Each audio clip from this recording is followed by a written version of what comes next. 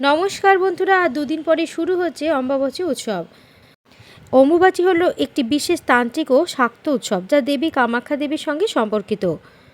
হিন্দু ধর্মের বিশ্বাস অনুযায়ী এই সময় দেবী কামাখ্যা ঋতুমতী হন, তাই সাধারণত 3 দিন মন্দিরের দরজা বন্ধ থাকে এবং নিয়মিত পূজা অর্চন বন্ধ রাখা হয়।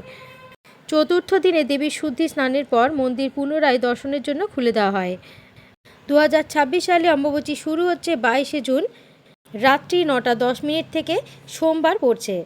অম্বুবাচী শেষ হচ্ছে 26শে জুন শুক্রবার সকালবেলা 9:33 মধ্যে।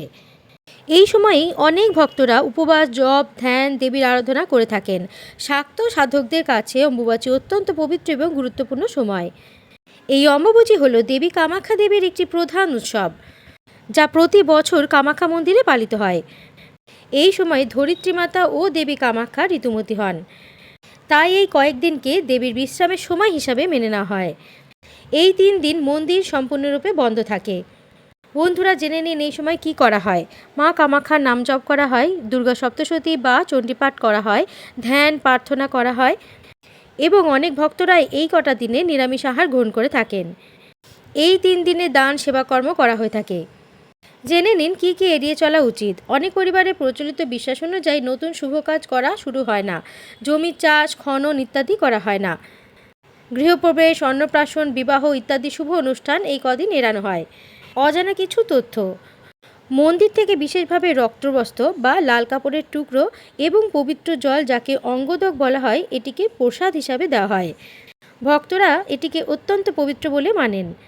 অম্বাবাচীর আধ্যাত্মিক গুরুত্ব রয়েছে। অম্বাবাচী আমাদের স্মরণ করিয়ে দেয় যে নারী শক্তি, মাতৃত্ব এবং সৃষ্টি শক্তি পবিত্র। তাই দেবীর এই রূপকে সম্মান জানিয়ে ভক্তরা শক্তির উপাসনা করে থাকেন। শক্তিশালী নামজপ মন্ত্র হল ওম ত্রৈং হ্রিং ক্লিং চামুণ্ডায় বিচ্চে, অথবা জয় মা কামাখ্যা বলেও জপ করা হয়ে থাকে 108 বার। কঠোরভাবে অম্বুবাচী পালনের কিছু প্রচলিত নিয়ম রয়েছে। এই 3 দিন মা কামাখ্যার নাম জপ করতে হয়, পরিষ্কার পরিচ্ছন্নতা বজায় রাখতে হয়, এই 3 দিন নিরামিষ আহার গ্রহণ করতে হয়, সাধ্য অনুযায়ী উপবাস বা ফলাহার গ্রহণ করতে হয়, দুর্গা, কালী, কামাখ্যা দেবীর মন্ত্রজপ এবং ধ্যান করতে হয়, যেই বিছানায় শোবেন সেখানের থেকে অন্য কোনো জায়গায় কোনো কিছু ছোঁয়া যাবে না। চতুর্থ দিন স্নান করে শুদ্ধ বস্ত্র পরতে হবে। চতুর্থ দিনে দেবীকে লাল ফুল, লাল চন্দন, ফল, মিষ্টি নিবেদন করুন। দেবীর আরতি প্রার্থনা করুন। দরিদ্র বা অভাবীকে দান করলে শুভ বলে মনে করা হয়। অম্বুবাচী উপলক্ষে কিছু অঞ্চলে এবং কিছু পরিবারের মধ্যে এমন একটি প্রচলিত রীতি আছে যে এই সময়ে আগুনে রান্না করা খাবার খাওয়া যাবে না। শুধুমাত্র ফল, দুধ, চিড়ে, মুড়ি বা অন্যান্য সহজ খাদ্য গ্রহণ করা যাবে। এটা সর্বজনীন বা বাধ্যতামূলক কোনো ধর্মীয় বিধান নয়। তবে বহু ভক্ত আছে যারা নিরামিষ আহার গ্রহণ করে থাকেন, ফলাহার করে থাকেন বা স্বাভাবিক নিরামিষ রান্নাবান্না করে থাকেন। তাই যারা নিয়ম মেনে অম্বুবাচী পালন করতে চাইছেন এই 3 দিন, তারা আগুনে ছোঁয়া খাবার দাবার একেবারেই খাবেন না। আপনার পরিবারে বা গুরুর কাছ থেকে যদি এই নিয়ম পালন করা হয়ে থাকে তাহলে এই রীতি অনুসরণ করতে হবে। অম্বুবাচীর সময় অনেকেই অতিরিক্ত নিয়ম পালন করে থাকেন। এগুলো অঞ্চল এবং পারিবারিক রীতি অনুযায়ী প্রতিদিন সকালে স্নান করে পরিষ্কার বস্ত্র পরা, জয় মা কামাখ্যা মন্ত্রজপ করা, মদ, মাংস, রাগ, রোষ, অশুভ চিন্তা থেকে বিরত থাকা, সাধ্য অনুযায়ী দান ধ্যান করা, ধর্মীয় গ্রন্থপাঠ এবং দেবীর মাহাত্ম্য শ্রবণ করা, ঘরে প্রদীপ জ্বালিয়ে রেখে দেবীর কাছে প্রার্থনা করা। মনে রাখবেন, সব নিয়ম কিন্তু বাধ্যতামূলক নয়। ভক্তি, সংযম এবং শ্রদ্ধার সঙ্গে পালন করাই মূল বিষয়। অনেকের মনেই প্রশ্ন জাগে, অম্বুবাচীর সময় ঘরে কি ব্যক্তিগতভাবে পূজা, জপ, ধ্যান, প্রার্থনা করা যায়? শাস্ত্রপ্রথায় বিশ্বাস করা হয় এই সময় দেবী বিশ্রামে থাকেন, কিন্তু মূর্তিতে বা বিগ্রহে স্পর্শ না করে নিয়মিতভাবে পূজা করতে পারেন।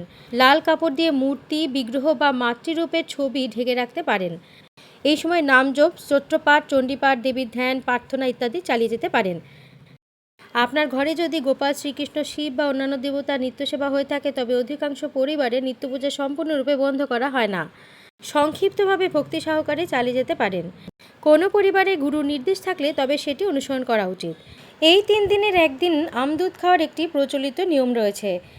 এই আমদুধ খাওয়ার পেছনে রয়েছে ধর্মীয় বিশ্বাস এবং লোকসংস্কৃতি। লোকবিশ্বাস থেকে মানা হয় যে এই সময় আমদুধ খেলে দেবী তুষ্ট হন এবং ভক্তদের সাপের ভয় থেকে রক্ষা করেন। মা কামাখ্যার আশীর্বাদ পেতে কমেন্ট বক্সে অবশ্যই লিখবেন জয় মা কামাখ্যা।